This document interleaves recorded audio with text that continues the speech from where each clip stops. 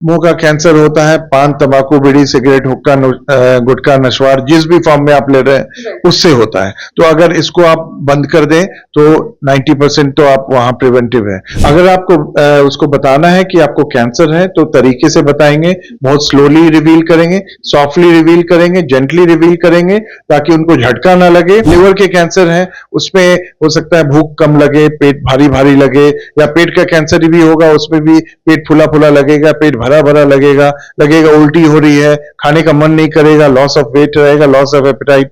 Lung cancer है उसमें खांसी शुरू हो जाती है जो कि ठीक ही नहीं होती, महीनों तक चल रहा है, उसको नजरअंदाज मत कीजिए। शुरुआत तो आप काउंसलिंग से ही करते हैं, उसके बाद नेक्स्ट में आता है ट्रीटमेंट।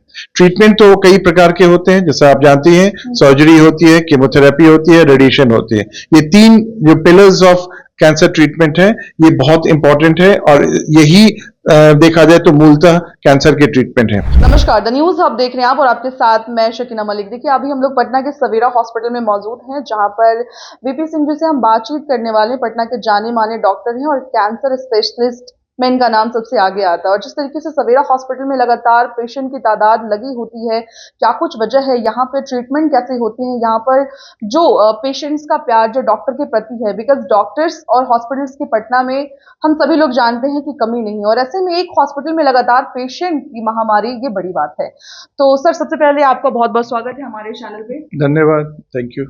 सर यहाँ पर पेशेंट देखा जाता है कि लगातार काफी पेशेंट आते हैं और कैंसर जैसी गंभीर बीमारी, बिकॉज कहीं ना कहीं ये लोग कहते हैं कि इसका कोई इलाज नहीं है, ये ला इलाज बीमारी है, लेकिन यहाँ पर पेशेंट्स आते हैं और एक दूसरे को रेफरेंस भी देते हैं जिसकी वजह से आपके हॉस्पिटल में पेशेंट्स की जो भीड़ है वो लगातार लगी होती है। क्या इलाज यहाँ पर किस तरीके से किया जाता है पेशेंट? देखिए पेशेंट्स तो अभी जैसे जैसे कैंसर की तादाद बढ़ती जा रही है, बढ़ने का रीजन क्या है? जागरूकता, और दूसरी है फाइनेंशियल एबिलिटी। फाइनेंशियल एबिलिटी क्यों बढ़ी है? उसका कारण है हमारी आयुष्मान योजना। और पहले ये दो फैक्टर जो है सबसे ज़्यादा इंपॉर्टेंस रखती है। अगर आपके पास सामर्थ्य नहीं है तो आप इलाज नहीं करा सकते हैं। दूसरी है, अगर आपको मालूम ही नहीं है आपको कैंसर है तो आप इलाज के लिए आगे नहीं बढ़ेंगे। तो ये दोनों अब ज़्यादा होने लगा है, इसके कारण पेशेंट्स की फ्लो ऑटोमेटिक टर्नओवर बढ़ गया है।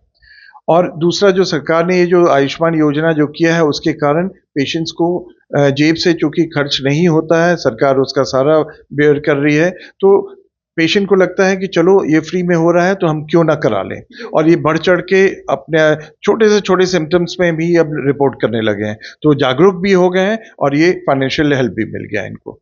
कैंसर एक ऐसी बीमारी है सर जहां पर मेडिसिन से ज्यादा लोगों को एक इमोशनल ट्रीटमेंट की भी जरूरत होती है, बिकॉज एक स्टेज पे जाके दे लॉस देयर होप। तो यहाँ पर किस तरीके से पेशेंट का ट्रीटमेंट किया जाता है? मेडिकेशन के थ्रू, मेडिसिन के थ्रू? सबसे इम्पोर्टेंट चीज क्या होता है कि कोई भी पेशेंट है तो अगर आपने उसको कैंसर डायग्नोज कर लिया है तो पहले how to break the news, जो हम लोग बात कर रहे थे कि breaking the news is very important. Communications जो है उनके सामने जो हम लोग मेंटेन करते हैं वो एक बहुत इंपॉर्टेंट मुद्दा है।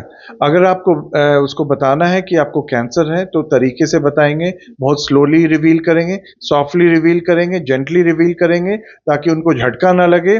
और अगर आपने रिवील किया है तो उनको ढाढ़स भी बंधाना है ताकि उनको समझ में आ जाए अगर अर्ली स्टेज में है तो ये क्यूरेबल है, और अगर लोकली एडवांस या एडवांस स्टेज में है तो ट्रीटेबल है, उनके पास अभी भी समय है, टोटली लॉस्ट नहीं है। तो आपको नपा तोला बैलेंस तरीके से उनको काउंसलिंग करना है, उनकी जो रिवील करना है that is very important, how to reveal. और वही सबसे इंपॉर्टेंस रखता है कि आप पहले शुरुआत तो आप काउंसलिंग से ही करते हैं, उसके बाद नेक्स्ट में आता है ट्रीटमेंट। ट्रीटमेंट तो कई प्रकार के होते हैं, जैसा आप जानती हैं, सर्जरी होती है, कीमोथेरेपी होती है, रेडिएशन होती है। ये तीन जो पिलर्स ऑफ कैंसर ट्रीटमेंट है ये बहुत इंपॉर्टेंट है और यही देखा जाए तो मूलतः कैंसर के ट्रीटमेंट है। इसके अलावा अल्टरनेटिव ट्रीटमेंट हो जाती हैं, बहुत सारे आपके बैकअप ट्रीटमेंट हो जाते हैं। कई लोगों को जैसे किडनी फेलियर हो जाए तो डायलिसिस की जरूरत पड़ जाती है, कई लोग यूरोलॉजिकल मैलिग्नेंसी लेके आते हैं, यूरोलॉजिस्ट की जरूरत पड़ जाती है, कई को कार्डियक प्रॉब्लम आ जाती है, कार्डियोलॉजिस्ट की जरूरत पड़ जाती है। तो ancillary treatment is equally important और उसका बैकअप भी होना चाहिए, जो हमारे सवेरा में सारा कुछ उपलब्ध है। सर इसके कोई ऐसे सिम्टम्स भी होते हैं जो इनिशियल स्टेज पे दिखे? बिकॉज बहुत सारे लोग अवेयर ही नहीं हो पाते इनिशियली कि उन्हें इस तरह की बीमारी भी है, तो कोई ऐसे सिम्टम्स हैं जो दिखते हैं? देखिए, हर कैंसर का अलग अलग साइन सिम्टम्स है। अब अगर आप इनिशियल मान लीजिए हेड नेक कैंसर से शुरू करते हैं, क्योंकि अब सिर से शुरू कीजिए टू तक चले जाइए, तो आप पाते हैं कि सपोजिंग ओरल कैविटी है, ओरल कैविटी में प्री कैंसरस लीजन कई बार आते हैं, वाइट धब्बे आते हैं, लाल धब्बे आते हैं, काले धब्बे आते हैं। उसको वाइट वाले को ल्यूकोप्लेकिया बोलते हैं, रेड वाले को एरिथ्रोप्लेकिया बोलते हैं, वाइट को ब्लैक को मेलानोप्लेकिया बोलते हैं। ये सब प्री कैंसरस है। रेड वाला इसमें सबसे खतरनाक है, जिसमें 10 से 11-12% होने की कैंसर होने की संभावना है। वाइट वाले में 6% कैंसर होने की संभावना है। तो पहले हम लोग देखेंगे कहीं कोई इस तरह का काले धब्बे, लाल धब्बे ये सब तो हैं कि नहीं। दूसरा है अल्सर्स हैं कि नहीं। तीसरा है कोई ग्रोथ है कि नहीं, मसूड़े वगैरह फूल गए हैं, वहाँ पर कोई एबनॉर्मल ग्रोथ है, ब्लीडिंग हो रही है, रिसाव हो रहा है, फाउल स्मेल है। ये सब आपको सूचक है कि आपका ओरल कैंसर, ओरल कैविटी में कुछ प्रॉब्लम है, जिसको कि वो मुंह खोल के टॉर्च जला के कोई भी व्यक्ति देख सकता है, और ये बहुत सिंपल है डायग्नोसिस। स्वरपेटी का अगर हम लोग कैंसर मानते हैं तो उसमें आवाज़ में बदलाव आ जाता है, श्वास में दिक्कत होती है, कई कई बार तो श्वास ही रुक जाता है। उसी तरह से खाने की नली का है, तो आप जब खाना खाते हैं तो कई बार अटकने लगता है, कई बार पानी के थ्रू जाता है, कई बार हम लोग को पुश करना पड़ता है लिक्विड्स के थ्रू। तो ये एक प्रॉब्लम होती है जो कि खाने की नली में है, जिसको इसे फिजियल कैंसर बोलते हैं। लिवर के कैंसर हैं, उसमें हो सकता है भूख कम लगे, पेट भारी भारी लगे, या पेट का कैंसर भी होगा, उसमें भी पेट फुला फुला लगेगा, पेट भरा भरा लगेगा, उल्टी हो रही है, खाने का मन नहीं करेगा, लॉस ऑफ वेट रहेगा, loss of appetite. Lung cancer है, उसमें खांसी शुरू हो जाती है जो कि ठीक ही नहीं होती, महीनों तक चल रहा है, उसको नजरअंदाज मत कीजिए।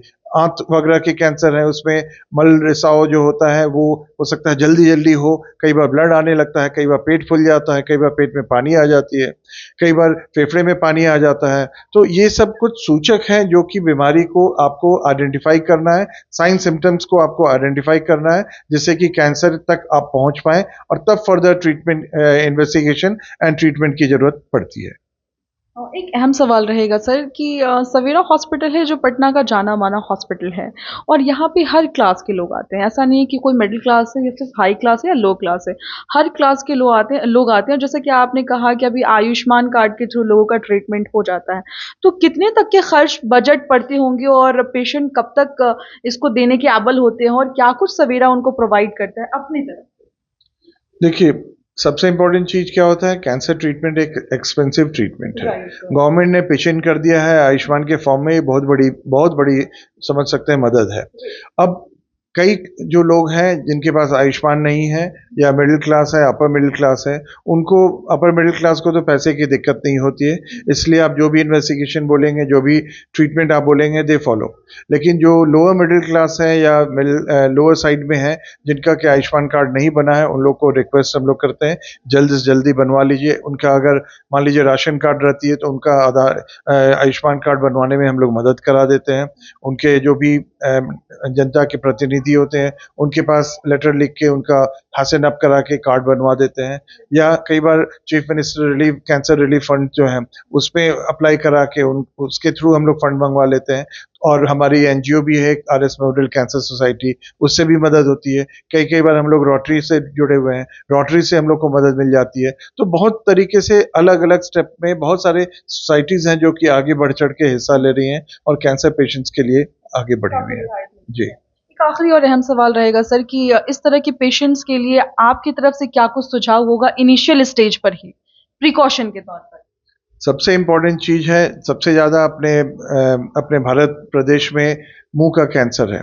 तो मुंह का कैंसर होता है पान, तंबाकू, बीड़ी, सिगरेट, हुक्का, गुटखा, नशवार, जिस भी फॉर्म में आप ले रहे हैं उससे होता है। तो अगर इसको आप बंद कर दें तो 90% तो आप वहाँ प्रिवेंटिव है। तो जो प्रिवेंटेबल कॉज है उसको आप बचाएं। अल्कोहल ना लें, पान, तंबाकू, बीड़ी, सिगरेट ना लें, हैबिट्स अपना अच्छा करें, डिसिप्लिन लाइफ बिताएं, व्यायाम करें, एनवायरनमेंट को पोल्यूशन से बचाएं, स्वच्छता पे ध्यान दें।